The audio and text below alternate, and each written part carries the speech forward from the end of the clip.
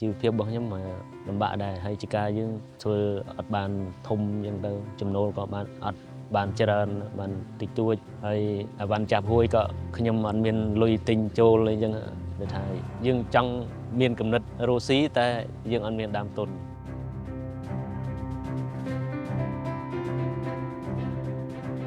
ទាំងឡាអីមាត់អីម៉ូធិនពូទឹងស្រុកខួនគុំកពៀតស្រុកមុនសៃខេរ៉ុតណាគិរីហើយជាសន្សាតក្រឹងបើក្រៅពីខ្ញុំលក់ដូរអីវ៉ាន់ចាប់ហួយខ្ញុំធ្វើចំការចន្ទី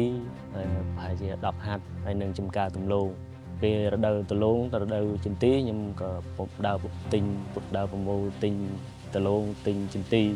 ដូវល្ងក៏អាចឆ្លៀតទិញដល់ល្ងដែរ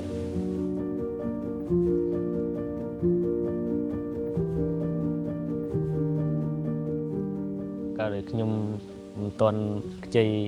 ធនាគារហ្នឹងជីវភាពរបស់ខ្ញុំ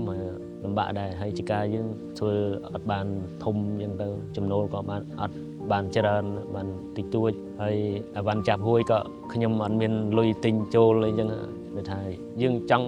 មានគំនិតរស់ស៊ីតែយើងអត់មានដើមទុនឥឡូវដោយសារតែខ្ញុំបានខ្ចីមកពីធនាគារយើងខ្ចីលើកទី1ហ្នឹងខ្ញុំខ្ចី 1,500 តមកក៏ខ្ញុំក៏សងដាច់លុយហ្នឹងហើយក៏ខ្ញុំគិតថាខ្ញុំខ្វះដើមទុនទៀតព្រោះយើងចការយើងកាន់តែធំយើងត្រូវការចំណាយកាន់តែច្រើនអញ្ចឹងខ្ញុំសម្រេចខ្ចី 5,000 ទៀតដើម្បី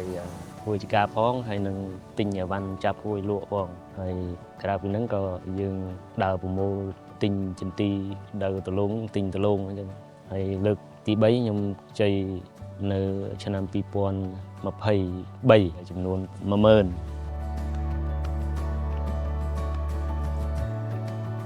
មកក្រោយពីខ្ញុំខ្ចីធនាគារហ្នឹងខ្ញុំបាន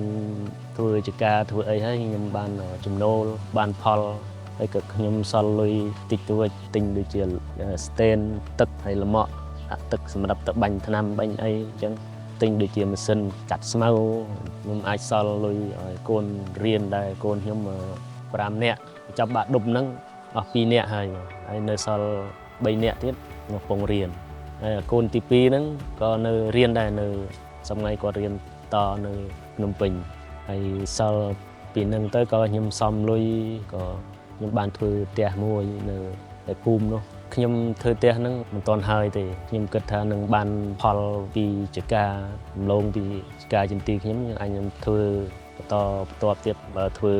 ថែមដូចជាតូបនៅមុខហ្នឹងសម្រាប់លក់ដូរនៅផ្លូវហ្នឹងទៀតបាទតបួងយើងមានគ្រាន់តែកង់ជិះមួយអត់មានទេបើឥឡូវក្នុងមកក្រចាម៉ូតូ2ក៏មាន3ក៏មានបាទមកហេតុយើងសម័យឥឡូវយើងមាន